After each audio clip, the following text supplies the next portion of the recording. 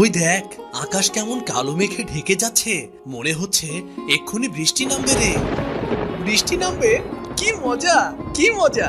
বৃষ্টি হলে আজ ইচ্ছা মতো ভিজবো রে। শুধুই ভিজবো না, বৃষ্টির সময় শুনেছি অনেক মাছ পাওয়া যায়।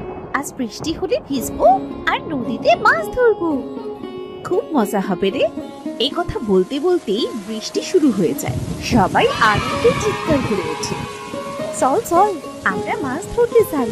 কতদিন মাছ দিয়ে ভাত খাইনি, আজ যদি মাছ পাই তাহলে মন ভরে মাছ দিয়ে ভাত খাবো।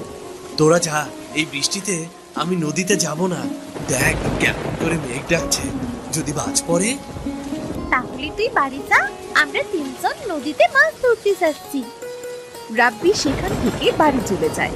শাপলা, দিয়া ও রাজু বৃষ্টির পানিতে ভিজতে ভিজতে নদীতে মাছ ধরতে যায়।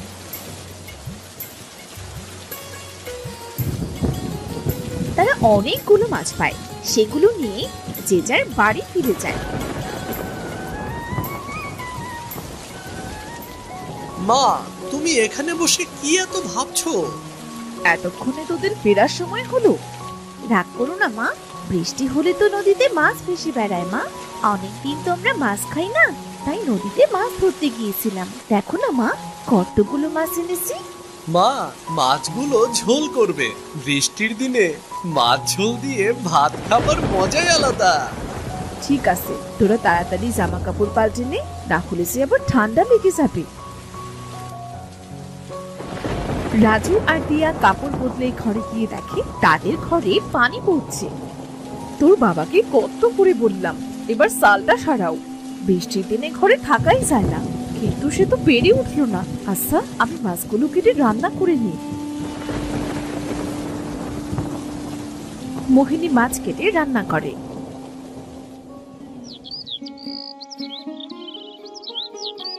পরদিন রোদ উঠে, গ্রামের অনেক মানুষ তাদের বাড়ির চাল ঠিক করে। পথে ঘাটে পানি বেঁধে আছে।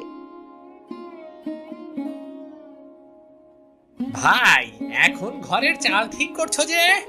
কি করব ভাই, বর্ষা চলে এসেছে তো। তুমি তো জানো বর্ষার সময় গ্রামের অবস্থা কেমন হয়। বর্ষার জন্য কাল সারা রাত ঘুমাতে পারিনি, চাল বেয়ে সব পানি গায়ে পড়েছে। এজন্য ঘরের চালটা ঠিক করছি আর কি। বেশ ভালোই করছো ভাই, আমারও একই অবস্থা। আমার ঘরের চালটাও ঠিক করতে হতো, কাছে তেমন পয়সা নেই, এজন্য এবার পেরে উঠছি না।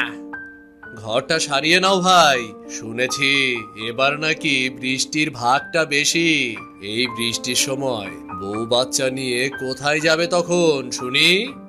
দেখি কি করা যায়। আচ্ছা ভাই, আমি তবে আসি।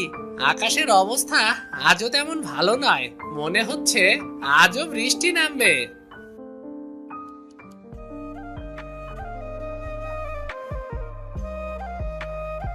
বলি, ও মহেশ ভাই, মাঠে তো সব কাদা, তা গরু নিয়ে যাচ্ছ কোথায় তবে?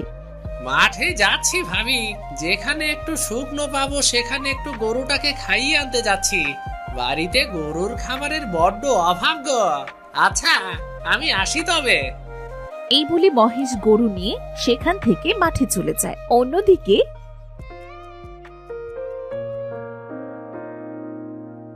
মা, ও মা, এখন তো বর্ষার সময়, না জানি কখন বর্ষা পড়তে শুরু করে। বাড়িতে তো জ্বালানি নেই মা, তখন জ্বালানির অভাবে না খেয়ে থাকতে হবে। আমি আর ভাই মিলে বরং জঙ্গলে যাচ্ছি। কাল তো ঝড় বৃষ্টি হয়েছিল মা, আজ জঙ্গলে অনেক জ্বালানি পাবো। আকাশের অবস্থা তো তেমন ভালো নয় রে, এই অবস্থায় তোদের জঙ্গলে যেতে হবে না। তুমি চিন্তা করো না মা, বর্ষা শুরু হবার আগেই আমরা চলে আসব। তাড়াতাড়ি ফিরিস কিন্তু। দিয়া আর রাজু তাদের মায়ের কাছ থেকে বিদায় নিয়ে জঙ্গলের উদ্দেশ্যে বেরিয়ে পড়ে। তারা হাঁটতে হাঁটতে একসময় জঙ্গলের অনেক গভীরে চলে আসে। দিদি, এখানে অনেক জ্বালানি হয়েছে, চলো একটু কুড়াই আমরা। ঠিক আছে ভাই।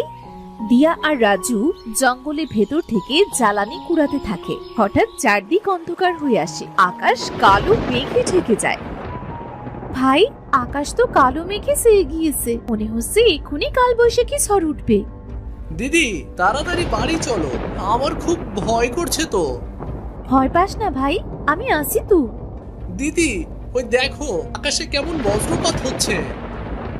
চল ভাই, যে জ্বালানিগুলো কুড়িয়েছি তাই দিয়ে 2-3 দিন চলে যাবে। ঝড় ওঠার আগে আমরা বাড়ি চলে যাই, চল। এই বলে রাজু আর দিয়া জ্বালানি নিয়ে জঙ্গল থেকে বাড়ি ফিরে আসে।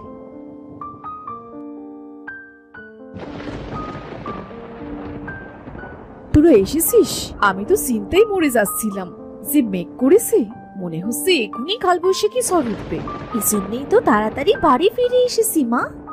তা বেশ করেছিস। এখন হাত মুখ ধুয়ে 2 ভাই বোন দুটো খেয়ে নে দেখি। কাল একটা করে রুটি খেয়েছিলি, আজ যে এখনো পেটে একটি দানাও পড়েনি। ঠিক আছে মা। তারা হাত মুখ ধুয়ে খেতে বসে। এমন সময় প্রচুর বেগে ঝড় ওঠে।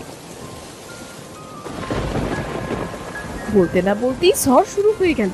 বর্ষার দিনে এই গ্রামে কোনো কাজই থাকে না, না জানি এবার কতদিন না খেয়ে থাকতে হয়।